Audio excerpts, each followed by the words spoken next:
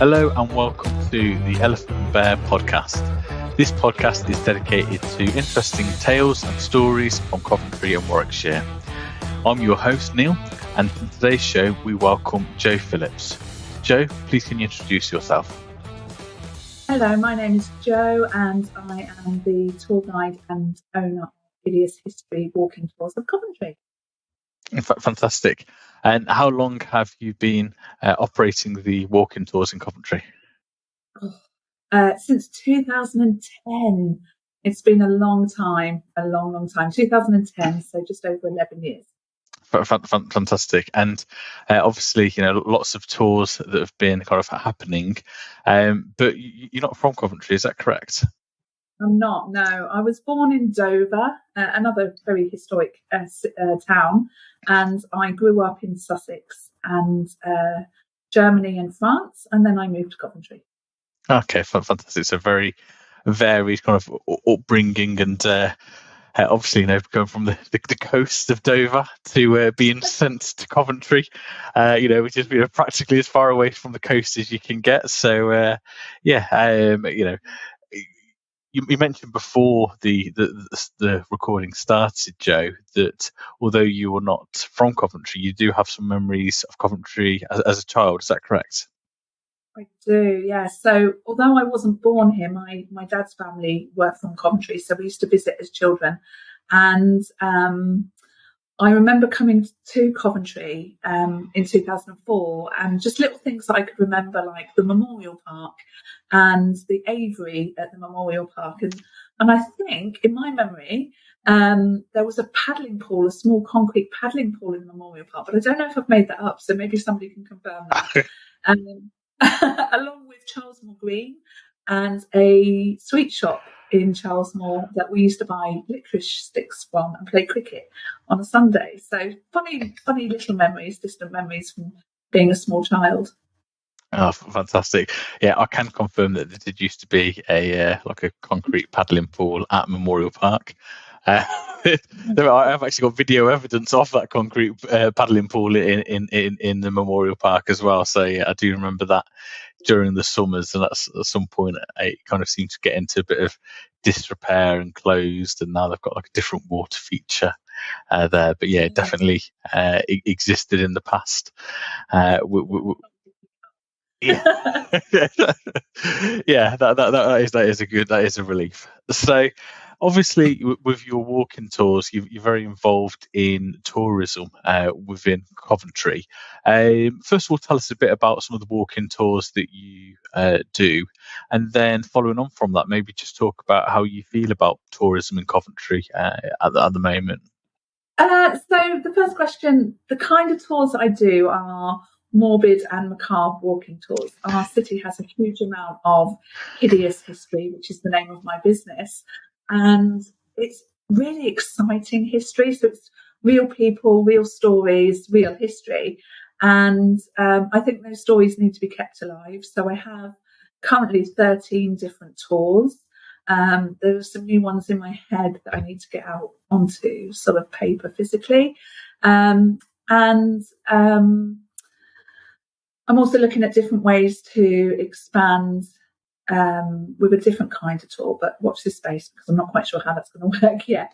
And in terms of this, of the second question, in terms of, was it culture in the city? Just remind me of the question. Well, yeah, around the kind of the tourism in the city, and obviously, we've gone for city of culture, and how it's probably changed over the last 15 years. Time that you've been living in Coventry. Yeah, so in terms of the tourism in the city, I think we are extremely quiet at the moment. I've seen figures that are saying different, but walking around the streets every Friday night and every weekend, I personally seem to think it's quite quiet at the moment. Obviously, the pandemic hasn't helped with the city of culture, and in another time, I think we would have been a lot busier. But tourism in the city, we are a really exciting city to visit. There is so much to do here with the City of Culture and with the independence and everything else that, tourism is an exciting place to be right now, and it's only going to get more exciting over the next year or two, I think, once we slowly come out of this crazy world that we're in right now. Yeah, definitely. And apart from kind of promoting your own kind of walking tour, if you were working for the tourist board in Coventry and Warwickshire, what would be the focus of your promotions? How would you encourage people to visit or spend more time within Coventry and Warwickshire? I think without a doubt, our historic venues would need to be promoted. There are, people out there doing that, but I think we still tend to forget just how rich Coventry's history really is. And I think collaborating with other organisations to attract international and national tourists is absolutely key. Collaboration is key, and that's I think what I would focus on if I was promoting Coventry is the amazing amount of historical, the historic importance of our city, and how much education you can get here as well. Yeah, definitely. I think think about kind of the history. A lot of people know about Lady Godiva, but they're not necessarily relate it to Coventry, and obviously kind of the history with the wars and cathedrals, and kind of the old within the gates of Coventry as well. There's lots of history kind of tapped within that, which is obviously quite handy for a walking tour because it's all within the ring road, or a lot of it will be within the ring road, I imagine. Yeah, absolutely. And it's quite interesting that you talk about the wall, because our city wall, it sounds like it's really boring, but actually it's really exciting. And there's a huge amount of history around this city wall. And although I don't actually do the city wall walks, there are two other fantastic city guides that do them. I always say to people, go along on their tour, because you don't realise how much you're going to learn about one city wall and what it did for our city as well. So, yeah. Yeah, fantastic. And if you had, say, £100 million to improve Coventry, what would be the focus of your funds? Where would you spend that money? So I think it's a really difficult question, because I think you'd like to go and help everybody, but I think my support would go to local independent charities that are currently receiving little or no funding. There's a huge amount of buildings and sites that are currently at risk, that have been overseen, and I think that's where my money would go, and also opening historic venues that are currently not open to the public or have been forgotten about and just need that little extra boost. Yeah, fantastic. Okay, now obviously in Coventry and Warwickshire, there are lots of people that you can be associated with Coventry and Warwickshire. Who would be the person that you kind of most resonates with yourself, or the one that you think is going to need some light shining on them? Oh, now see, that's a totally different question to what I do. I've had the original standard Lady Godiva, Shakespeare. They're both from Coventry and Warwickshire. They both have connections to Coventry. I think there's so many people that could be on that list. James Starley, the Cash Brothers. There's just so many. Obviously, Mary Ann Evans, George Eliot. There's just so many people that deserve to be on that list that are not as well known as if you were local to Coventry. Yeah, The list grows. It grows all the time. yeah, it certainly does. And what would be your favourite place in Coventry or Warwickshire? So my favourite place in Coventry has got to be Coventry Watch Museum on Bond Street. I spend a huge amount of time working alongside those guys, and they're a small independent charity, and they've got the last 3 remaining watchmakers' cottages in the city, and it's just a beautiful place to be. Please excuse this brief interruption. This podcast is made possible by Plan with Neil. Plan with Neil is an independent financial advisor from Coventry, helping people improve their financial well-being by supporting them with retirement planning, life insurance, and much more. Please check out the website planwithneil.com and book a free discovery session today. Now, back to the podcast. Yeah, okay, absolutely fantastic. And do you have any kind of recommendations of any hidden gems? I mean, I guess Coventry Watch Museum would be one of those hidden gems. But are there any other places that you kind of would recommend as part, your walking tours that you come across? I think the Charter House out at London Road, that is one to watch. London Road Cemetery and the Friends of London Road Cemetery are doing fantastic work out there at the moment. And there's a huge amount of history behind that, including their walking tours. And I think St Mary's Cathedral ruins in the city centre. A lot of people walk past it and don't really understand what it is, and it's probably one of our most historically important sites in the city. And I think we should be working to get that known a little bit more. And of course, Coventry Watch Museum, but then again, that list could just go on and on and on. But those, I think, are the ones that I would send people to if they were coming into the city. Yeah, definitely. I think in terms of the Charter House, and you can kind of see it from London Road sometimes when you're driving down it now at 30 miles an hour. You go very slow when you're going down London Road these days, and you see the kind of changes that are kind of happening. The kind of the effort and the time that's going into the Charter House, which looks fantastic. It's been going on a long time. Yeah. I did some volunteer work there in 2013, and it was already starting just previous to that. So it's been a long time. Yeah. But it's great when it's all done. Yeah. Yeah, no, definitely. Is there anything that you kind of miss from Coventry and Warwickshire's past at all, Jo? My memories. Personal memories. I mean, they are fading as I get older, and I wish that I could remember them more. But this is really, really important. This is why it's so important to record our stories and the stories of those before us, and our ancestors, and those that are alive now that can remember huge, important events such as the Blitz in the city. There's not many of them left now. I was speaking to a gentleman the other week, and he was saying he was 9 at the time of the Blitz, and he's got some great memories, which all of these things need to be documented. They need to be down on paper or in recordings, and we need to be sharing them for future generations. So yeah, definitely the memories. Yeah, like I say, there's people in their kind of early 70s now were born kind of post-war as well, weren't they? So yeah, the memories are going. The kind of people going with that. Have you heard of? I think it's the Coventry Digital Project. Have you heard about that Yes. at all? In terms of kind of the preservation. So, just for the listeners, that is a project. I think it's to do with Coventry University. I think they're leading it around preserving, whether it's digital, whether it's kind of paper, archives, any kind of material at all of people's memories of the past, where it's kind of paper clippings or video interviews or things like that. So yeah, definitely fantastic.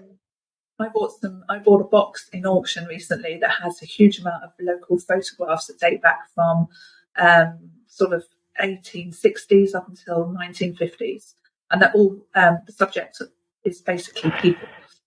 So that's one of the things that I need to go and speak to them about. So yes, it's well worth looking into. Yeah, fantastic. I think obviously your walking tours are very much focused on the stories of the individuals and the people that we're living at the times, and often perhaps they're kind of their hideous histories as some of them are, but obviously the times that people were living in then and the stories that they have are just fascinating, because obviously so much has changed in the last 200 years, and obviously 200 years time as well, people will be looking back at things like this, and the stories that used to go on, and obviously COVID will probably be kind of big on the topics there, and in terms of the different things that happen. How did we cope with those days? But I think the thing with my tours is I get really attached to the people, and then once I find a person with a really interesting story, I have that emotional attachment to them. So I then try to find a little bit more about them and their background story. And if we know where they're buried, I go and put flowers down. So it becomes a way of life as well. It's not just a story. It's almost like that person. It's really odd, even though, and I doubt they'd ever thought that I'd be talking about them. 70, 80, 90, 200 years later. So, we've got to keep the stories alive. Definitely with that. I completely agree. In terms of describing Coventry and Warwickshire to outsiders, how would you describe Coventry and Warwickshire to outsiders, Jo? How would I describe it? Coventry has a huge amount of notable landmarks, rich history, hidden gems. We have a huge amount of wacky facts around the city as well. And we also have some really, really fantastic little known neighbourhoods that are waiting to be discovered. And we're a busy place, we're an exciting place. And we're a lot friendlier, I think, than some people give us credit for. So, yes. Yeah, fantastic. Yeah, I'd agree with all of those things. I'm going to do some quick fire questions for you now, Jo. So, what would be your favourite Warwickshire town? Coventry, of course. Fantastic. Yeah, perfect. And do you have a preference between the Memorial Park or Coombe Abbey? Coombe Abbey. Coombe Abbey. Okay, I thought you might go for Memorial Park based on your childhood memories. The history. I think it's the history of Coombe Abbey that draws me there, and the fact that you can just wander for hours and you find a new sort of place every time. It's just it's a great place to visit.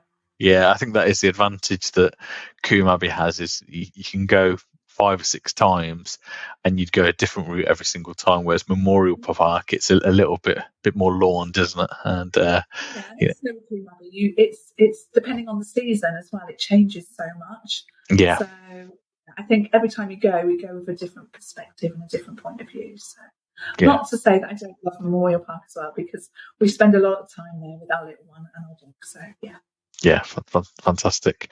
And do you have a preference between West Orchards or Cathedral Lanes? It's all about the food. It's all about the food. It's going to have to be Cathedral Lanes. Yeah. Okay. Yeah. Exactly. The food at Cathedral Lanes is,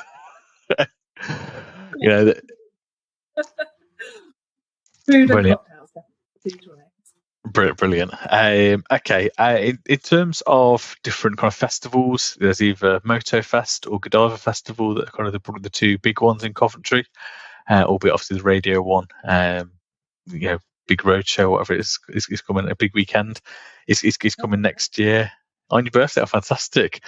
But if you had to choose between Moto Fest and Godiva Festival, which would you choose, Jo? Godiva Festival. Every time. I will be honest with you, I've never been to Motorfest. But Godiva Festival I've been a few times. I've seen some fab acts there, but it's all about the live music for me. So yeah, fantastic. To be honest with you. That's right. Well, that might influence your next answer to the next question as well. So the next one is, if you had to choose between the Herbert Art Gallery or the Coventry Transport Museum. Herbert Art Gallery. It's my second most favourite place in the city after the Watch Museum. So Herbert Art Gallery for me, they've got some fantastic archives. I spend a bit of time in there. They've got some fantastic artifacts and they've got some fantastic hidden history as well underneath their feet. So Herbert Art Gallery for me every time. Yeah, perfect. Fantastic. And if you had to choose between the old cathedral and the new cathedral, which would be the one that you chose? Come on, old cathedral. Definitely old cathedral. Yeah, I guess it's a source of... It is beautiful, and I've been to watch the choir sing there and things like that. But the old cathedral for me, it's all about the history. It's all about the hidden history and preserving those tales and stories for the future. So definitely old. I guess that's kind of a pretty obvious answer from someone who does history tours, and the amount of stories that you must be able to get from kind of the cathedral, and it's kind of rich history. Well, you say that, but there's still some interesting stories coming out from the new cathedral, because although the new cathedral is new now, there's going to be stories in the future, and I'm hearing a couple of stories coming out from the new cathedral. So maybe they'll be incorporated one day into a tour. Who knows? Yeah, fantastic. Yeah, I wonder at what point we stop calling it the new cathedral, whether it will ever get stopped. The new cathedral, which is 1,000 years old. No, I don't know. I think it'll always have that, new and old aspect to it. So. Yeah, no, definitely. So, I mean, that's kind of pretty much all my questions, Jo. Jo, for the listeners, do you want to just do a 30-second sales pitch about Hideous Histories and your walking tours? Okay, so my history tours are full of fun. It will be the best history lesson you ever take, guaranteed to deliver a fun tour for practically anybody. And come along, learn a little bit about Coventry and see a few sites that you would not necessarily notice if you were walking on your own. Fantastic. And do you have a website, or what's the best way of people getting in touch and booking a tour? I do. The website is walkingtourscoventry.co.uk, and you can book your tours through there. And keep an eye out, because I've just redesigned it, so I'm adding new stuff in the new year. And you can find me on Facebook as well under Hideous History Walking Tours of Coventry. Fantastic. Brilliant. So that's all we have time for today's podcast. Just want to say a big thank you to yourself, Jo, for coming on the podcast today, and look forward to speaking to you again soon. Thank you very much.